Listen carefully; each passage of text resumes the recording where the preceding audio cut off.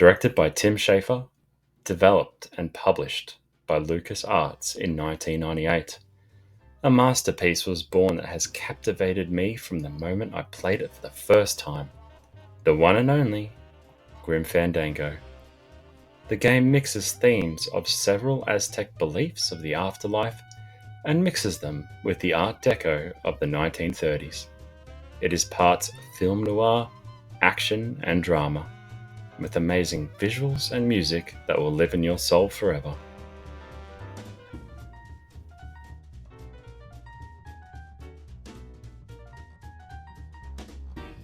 Our story takes place in the 8th Underworld, aka the Land of the Dead, where those who have died are brought to make their final trip to the 9th Underworld, the Land of Eternal Rest.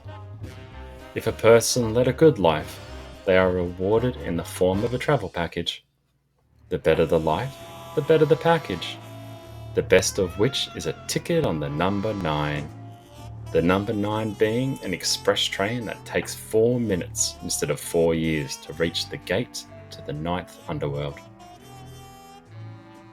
The themes of friendship, redemption, loss, fear of the unknown, including in death, and finding purpose are all very relatable. I feel as I get older that every time I play the game, I pick up on something I missed all those other times. We take the role of Manny Calavera, a travel agent who works for the Department of Death. Manny's job as a Reaper is to go to the land of the living and bring back the recently departed and sell them a travel package for their journey to the 9th Underworld. But after a string of bad luck and worse clients, not eligible for anything good, Manny stumbles upon a foul scheme to rob the good souls of their just rewards. But with the help of Salvador Lemones, the leader of the underground group, the Lost Souls Alliance, Manny journeys through the land of the dead in an attempt to save those robbed of their tickets. Manny Calavera is our protagonist, who starts as a salesman who is down on his luck trying to sell enough high-end commission packages to get to the 9th Underworld. He transforms into a dashing hero who is willing to fight for all those poor souls wronged by an evil mob boss in his organization. He's voiced perfectly by Tony Polana. I just love the Spanish slang sprinkled through the English dialogue. Mercedes Golamar starts as a lost soul that needs guidance, and she evolves into someone who is willing to stand side by side with Manny against the evils of the afterlife. Mercedes does this without losing her kindness and compassion. Meche is voiced by Maria Canales Barrera. Maria's performance of Meche's sadness and vulnerability when we first meet her really breaks my heart. But later on, when she shows her anger and strength, she is just as believable.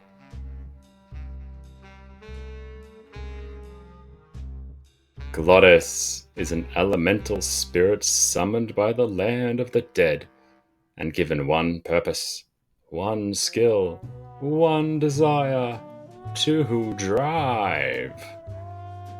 Glottis is our dependable, lovable sidekick, with us from start to finish, voiced perfectly by Alan Blumenfield. Alan always keeps the tone of Glottis light and fun. I bet you have met someone just like him, or even have a close friend that reminds you of him. Domino Hurley and Hector Le Mans are the villains of this story, stealing double-end tickets for the number 9 from people who have earned them, with plans to sell them for those who are undeserving.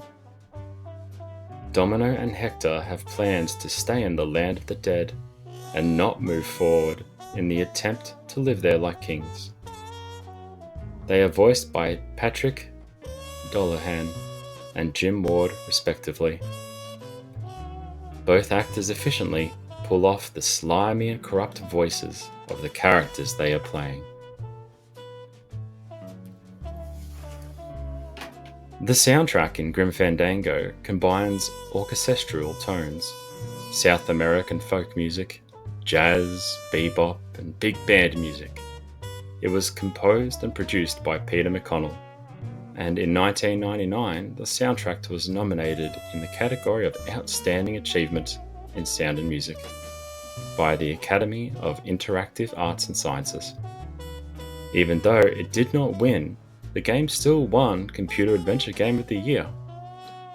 Every song is burned into my memory.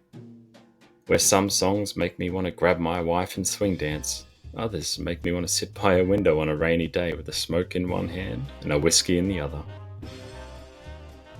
In conclusion, Grim Fandango is one of my most favourite games of all time, in any genre.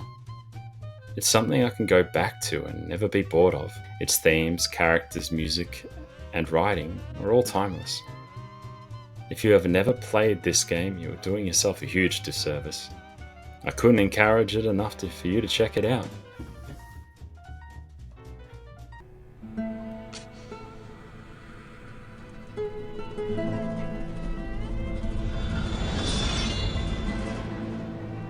Hey there. I wanted to do this last part face to face, one-on-one, just you and me. Because this last part can deal with some pretty heavy subjects. I wasn't sure how I wanted to end this video. The game brings me so much joy that I didn't want to end it on such a sour note. So I'm going to try for bittersweet. When I replayed Grim Fandango recently, I have had a lot of changes in my life compared to the last playthrough. I've gotten married. I had a car accident that nearly killed me. I've lost family and friends. But I also have a son now. And because of those changes in my life, there are two things that have stuck with me that didn't every other time I played. The first is at the end, when Mane and Meche take all the golden tickets back to the train people. Manny says to the train conductor, well, demons ride free, right? We've all got our tickets. Glottis actually steps in and says, I don't need saving, Manny. I like it here. This is where I belong. I'm a success story now. After looking confused for a second or two, Manny finally says his goodbyes. His final goodbyes to his friend. And then he boards the train with Meche. The more I think about that scene, it reminds me that sometimes you can't save everyone. And that you do have to say goodbye to the ones you love for the last time, whether you know it or not, or whether you want to or not. It's just part of life. You were both still there, you're just now walking different paths. The second part was right after that scene. It's when Meche and Manny are on the train, and everyone they have saved throughout the game are there too. And they're all happy and cheering. Except for Meche, she looks worried. She turns to Manny and says, when we get to the next world, are we going to be together?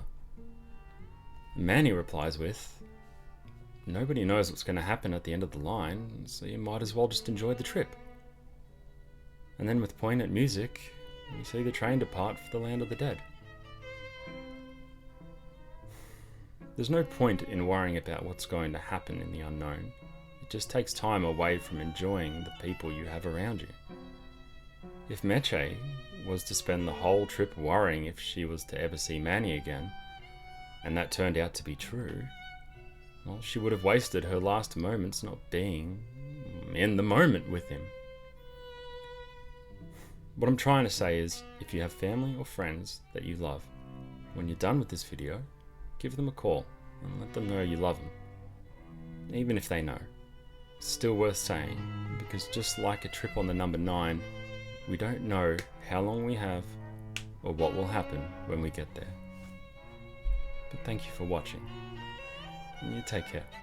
See you in the next one.